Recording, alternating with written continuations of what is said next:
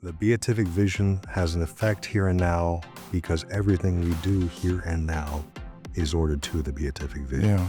To see God face to face, that's the beatific vision, with no distance, no space, no media, just God and us. God says, I don't want you to know me only when you arrive in heaven. And in fact, if you only knew me in heaven, you wouldn't be able to get to heaven. Yeah. So God says, I will reveal to you my mysteries, who I am, what I'm like. Hi, friends. I'm Matthew Barrett, founder of Credo, also host of the Credo podcast. I'm also the research professor of theology at Trinity Anglican Seminary.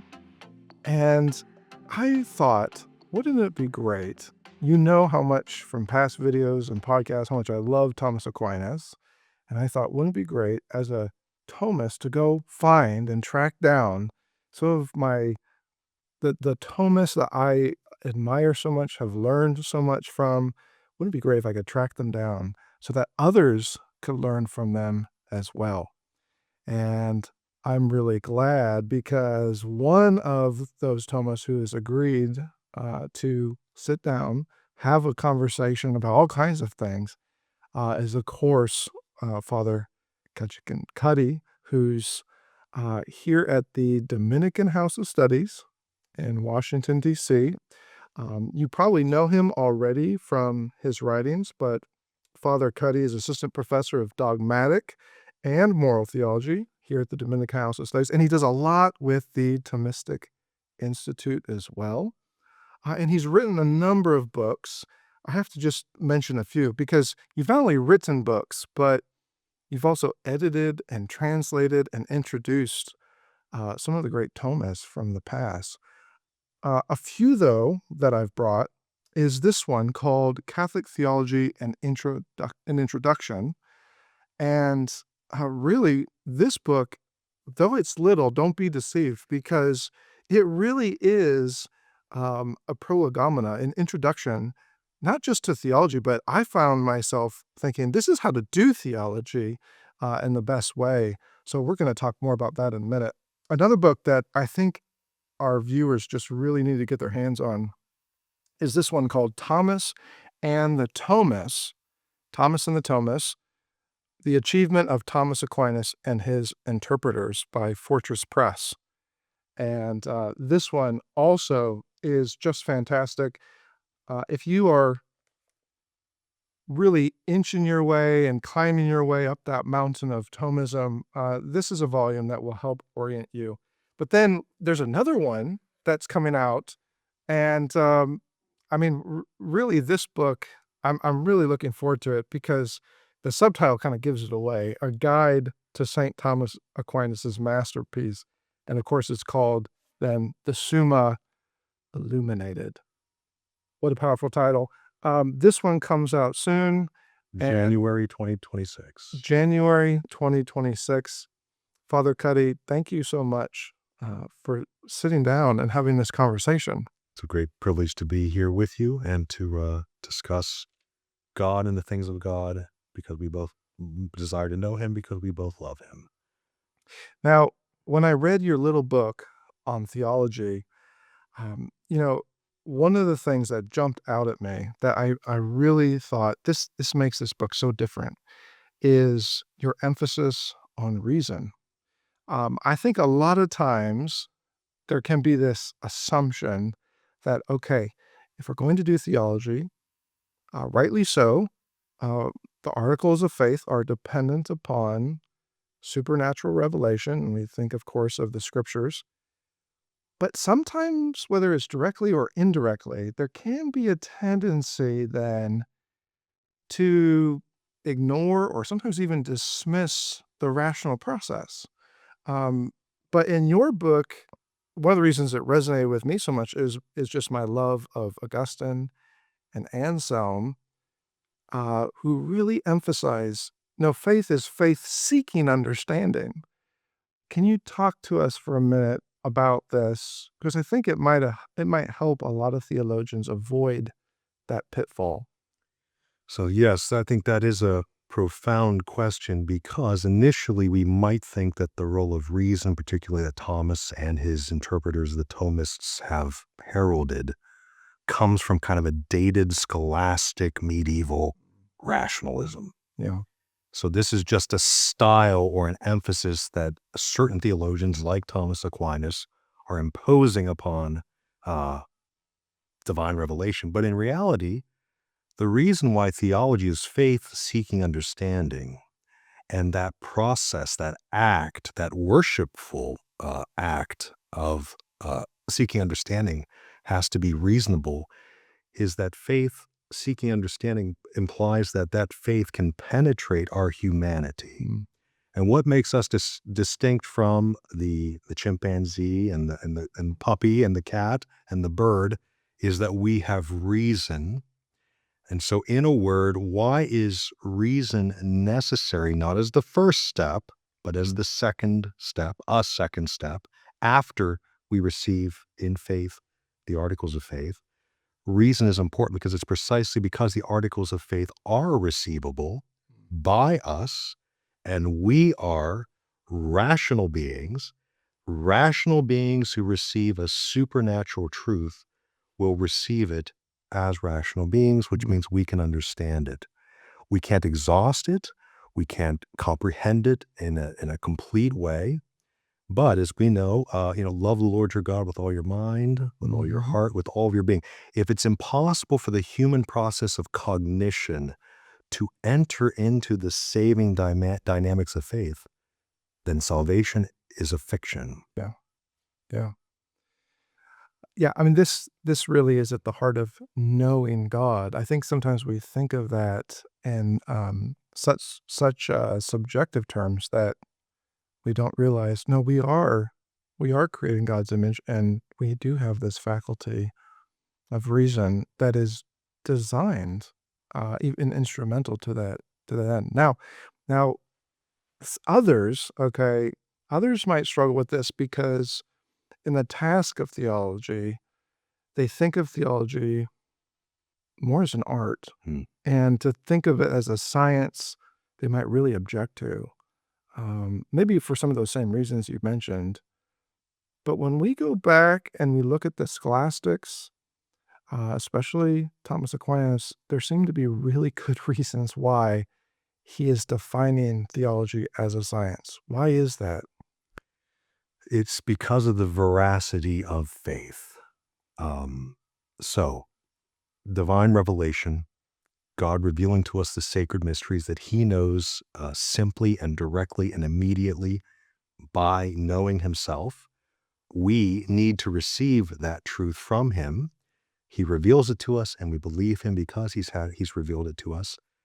And it's at that point, namely that God, not handing it off, but passing it on, traditioning his divine revelation to us, which is certain and which is true. God has no doubt, no dialectical uncertitude. He doesn't think that his Trinitarian nature or his simple unity as one divine essence is an opinion.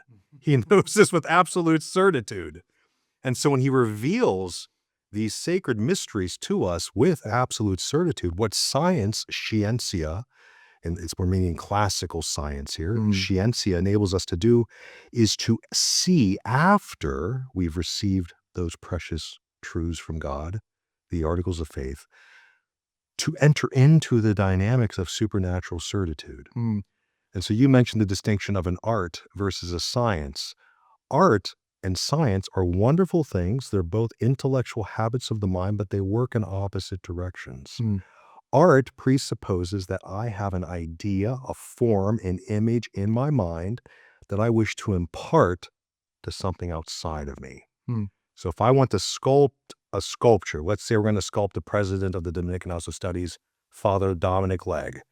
What I have to do to sculpt that work of art is have an image of, okay, what does this guy look like? What would be a good representation of him?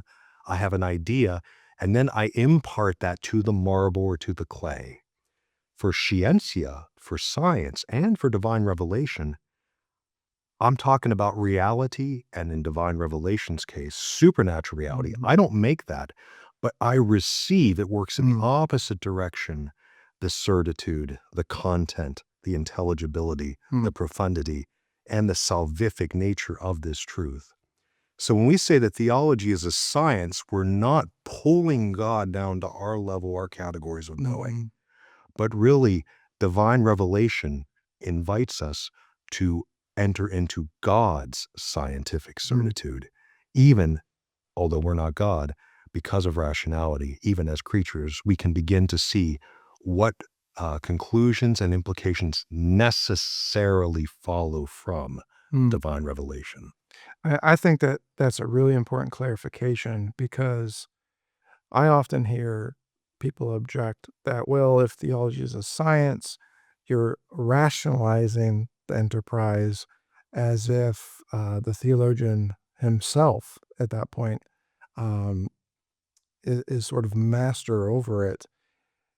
But from what you're saying, it's actually quite the opposite because if we are receiving this divine revelation, then it's not so much our creation as it is these articles of faith. These principles are based on something quite objective. Uh, that changes things. It avoids manipulating theology um, like one could be tempted to do otherwise. Now, all that being the case, it might sound odd to some to say, okay, if theology is science, haven't you just sucked out all the joy of it? And maybe in the background, we have a bit of a modern definition of science going on, but they might object and say, well, okay, if theology is a science, that seems so far removed from the joy of contemplation. But actually, when you read someone like Thomas Aquinas and others, um, it seems as if those two go hand in hand. Um, and I've noticed, and you bring this out really well in your book, your introduction. You talk about, well, if theology is a type of contemplative activity, could it be that it has a sanctifying purpose, that it's actually building and preparing us for the beatific vision?